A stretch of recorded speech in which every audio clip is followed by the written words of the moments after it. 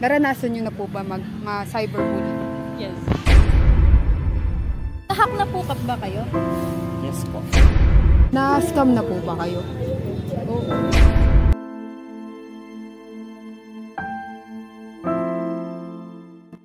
Na-scam ka na ba? O cyberbullying, naranasan mo na ba yun? Kung hindi pa, tara na at sumama sa aming vlog dito sa Glorieta.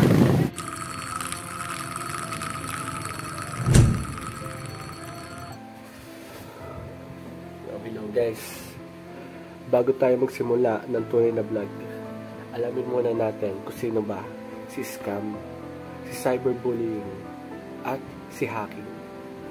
First, si scam. A scam is a dishonest scheme, a fraud designed to deceive individuals, often for financial gain. Scams can take various forms, such as fake investment opportunities, phishing emails or messages aimed to steal personal information, pyramid scheme promising high returns, fraudulent products or services, and many others. Na-scam na po ba kayo? Oo, yung anak ko, nag-online business kasi kami. Ngayon, may buyer siya, tapos umorder. Tapos sabi niya dun sa anak ko, ang interest ko dito is 2.5, sabi niya ganon. So, pwede mo ba pakisend na yung interest? Sabi niya ganon. Yung makukuha kong interest. Tapos sabi niya ganon. Tapos sabi niya, ay siyempre, bago, hindi pa alam.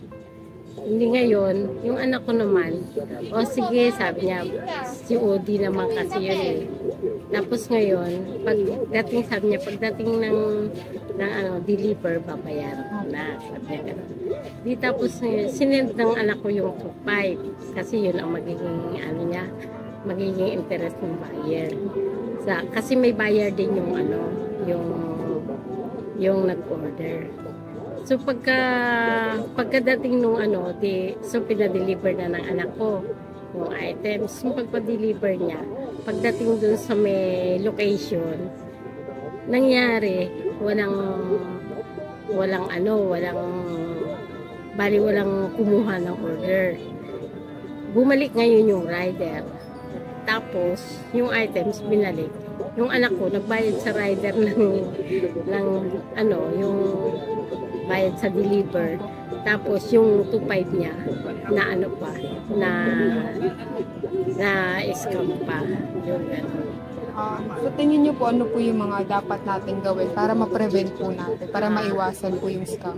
Pagka gano'n na humihingi ng advance, kahit sa mga loan, kahit anong klaseng orderin mo, o di kaya maglo-loan ka, tapos sabihin ng company na, kailangan mag-deposit ng ganito muna sa GCash ko. Huwag nating papatulan yun kasi scam talaga. Pero yung totoo, kung maglo-loan ka, halimbawa, tapos yung company ay okay, good siya, dididak nila yung processing fee, kung mayroon man, o gano'n. Tapos kung mayroon man silang hihingin pa na konting bayarin, dididak na yun sa loan. Tapos pa nila yung loan, ibibigay nila sa'yo. Ganun yun. Hello everyone, I'm with Marco po. Kuya, na-scam na po ba kayo? Hindi pa naman. So, sa tingin niyo po, ano po yung mga bagay na pwede niyong gawin para hindi po kayo ma-scam? Well, para sa akin siguro mas maganda na susuriin muna natin yung mga nagbebenta or yung mga mismong product na bibili natin. For example, yung mga reviews nito, yung mga ganun para malaman natin kung hindi siya scam or hindi siya peke, parang ganun. Ano naman ba si cyberbullying? Cyberbullying is a form of bullying that takes place over digital devices like smartphones, computers, and tablets that involves the usage of electronic communication to harass, threaten, or intimidate others, often repeatedly and with the intent to cause harm. Cyberbullying can occur through various mediums including social media platforms, text messages, online forums, email, and gaming community. Hello everyone, so we are here in Glorieta and I'm with Angela. So, about cyberbullying po, naranasan nyo na po ba ma-cyberbullying? Yes. Ano po yung specific na nangyari dun sa bullying? There's one girl na pinost ako sa Facebook, like sinisiraan niya ako na parang naninira daw ako ng relasyon, ganun. Which is, ang nangyari kasi nun, sinumbong ko siya dun sa guy. Kasi, as a friend, hindi ko naman to-tolerate yung mga maling ginagawa niya. And, tinake niya yun as wrong. Tapos yun, pinost niya ako, sinisiraan, ganun. Ano po yung mga ginawa nyo para kausap nyo po yung girl or para ma-prevent nyo po yung cyberbullying? Nung una, syempre natakot kasi famous kasi sa Facebook yung girl. So, ang una kong tinawagan is yung mother ko. Nagsumbong agad ako sa kanya. Tapos siya yung kumausap. Pero sobrang tapang nung girl, hindi siya nagpasinda kahit yung nanay ko na yung kumausap sa kanya. So, ang ginawa ko na lang, hinayaan ko na siya. Sabihin niya lahat ng gusto niyang sabihin as long as alam ko kung ano yung ginawa ko or yung hindi ko ginawa. So, sa tingin niyo po, ano po yung ma-advise niyo dun sa iba pang tao na nabubuli sa social media or nakakaranas nung nangyari po sa inyo? For me siguro na lang, just go with the flow, hayaan mo silang i-bash ka. Alam mo naman sa sarili mo kung ano ka, kung ano yung capabilities mo, kung ano yung mga kaya mong gawin na wag mo na lang silang intindihin. Ikaw yan eh, anong paki mo sa sasabihin nila, di ba? Hello everyone, I'm with Ma'am Zawi po. I'm Hamza. naranasan nyo na po ba yung cyberbullying? Hindi po po. Okay po. Kung mararanasan man nyo po siya, ano po yung gagawin nyo? Lalaban? Kayo po kuya. Pwede pong i-report ng taong yun. Yun lang po. Hi guys, nandito kami sa Glorieta at kasama namin, sino po sila? Carla. Kayla. Meron po akong itatanong. Ano po ba yung mga hindi nyo po pwedeng i-post sa social media at bakit po? Para sa akin yung pictures or videos na may nagpapakita ng bad habits kasi pwede siya maka-impluwensya sa mga bata na gumagamit ng social media. Katulad nung umiinom ng alak or naninigarilyo. Okay. Kayo po ba ate? Ano po ba? Yung too much information about yourself. Kasi pwede nilang gamitin yun laban sa'yo or sa pang-i-scam sa ibang tao. Sige po. Lastly, hacking. Hacking is the unauthorized access, manipulation, or exploitation of computer systems, network, or data. It involves using technical knowledge and skills to bypass security measures and gain access to the information or resources that are otherwise restricted. Hacking can take various forms, including unauthorized access, exploiting vulnerabilities, malware, phishing, and social engineering. Hello, kasama ko si Edmond. Okay po. Nahack na po ba kayo? Yes po. Okay. Anong klaseng hacking po yung nangyari? Yung may nag-chat na gamit account ko pero di ako nag-chat nun. Oh. So, nung nalaman nyo pong nahack po kayo, ano po yung ginawa nyo po kaagad na action? Para po yun po mamitigate po yung nangyari. Tinry ko sa SIM card kaso Wala po. Ang hirap hindi pa rin na-recover. Siguro pinalitan na ng contact, ganun. Okay. So, simula po nung nangyari po yun, ano na po yung ginawa nyo po para po masigurado po na hindi na pa ulit yung mangyayari? Dalawa naman yung account ko. Ang ginawa ko yung nilagyan ko ng SIM tapos yung Gmail, ganun. Para secure na siya.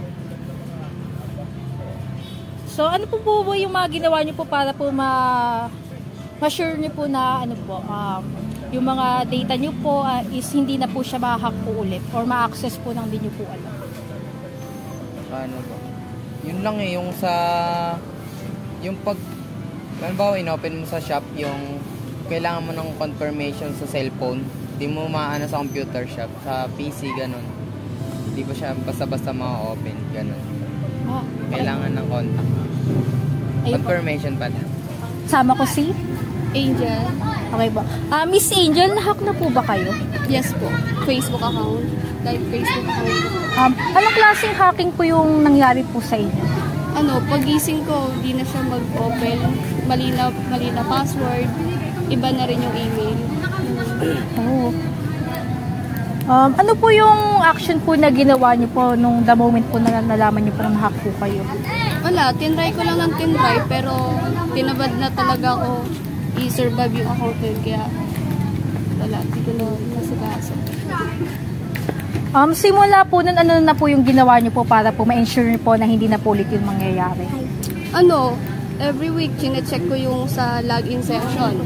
Lagi ko chinecheck kung tama ba yung email, gano'n. Okay naman. Ako si Miss Micaela. Okay. Miss Micaela, naranasan niyo na po bang ma-hack? Hindi pa naman. Hindi po. Ano po yung ginawa niyo po para po hindi po kayo ma-hack? Siguro first thing na gagawin ko para hindi ma-hack yung account ko. Dapat i-secure ko yung yung password ko na ako lang yung nakakaalam, and then di ba uso na ngayon sa Messenger or sa Facebook yung kapag magla-login ka sa another device, parang may passcode kang ilalagay muna bago makalagin. Naka-encrypted po. Yes, encrypted. Yun.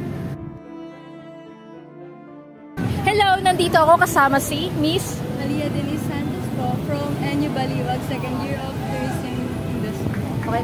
Miss Alisa, Alia, okay po. Miss Alia, nakalimutan niyo na po ba yung password niyo po? Yes, madalas ko siyang makalimutan actually, lalo na pag accounts yung mga kailangan kong open. Hindi ko na rin matandaan kasi bata pa ako nila. Kaya madalas ko siyang makalimutan. Okay po. Ano po yung ginagawa niyo pong hakbang para po ma-recover niyo po yung mga accounts niyo po na nakalimutan niyo po yung password? So, di ba, ang ginagawa ko, isang Gmail account lang ginagamit ko, and then yung personal account ko sa Gmail, and yun yung ginagamit ko since need yung Gmail na yun para pag nag-forgot password ka, di ba? Required siya. So, nagsasend ng codes dun sa Gmail, and nare-recover ko na siya through OTP. Okay po.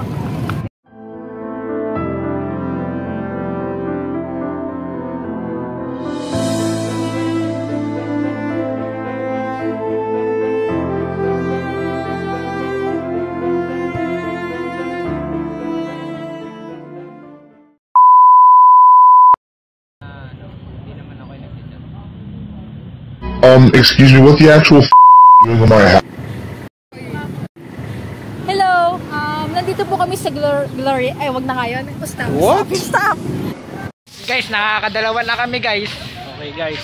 Napakagaling nila mag-interview. Hindi namin alam kung paano gagawin namin. Oo nga po, guys. Ito na lang gagawin namin. Maghahanap kami ng target. Pangatlo na. Pangatlong target na, guys. Pero hindi pa rin kami mag-i-interview kasi taga-comment lang kami dito. Taga moral support lang. Tama. Sige. Hanggang sa uli. Hello, guys. Nandito kami sa Glorieta at mag-i-interview kami. Kahit napakainit at shooting! Sige, guys. Ayun na. Kampana! Ano kasi yun? Mga boss, lahat na po ba kayo? Ako hindi pa. Ako, oo. Ba't ka na-hack? Pinapindot ako eh! Ibobok Ang programang ito ay rated SPG, striktong patnubay at gabay ng magulang ang kailangan.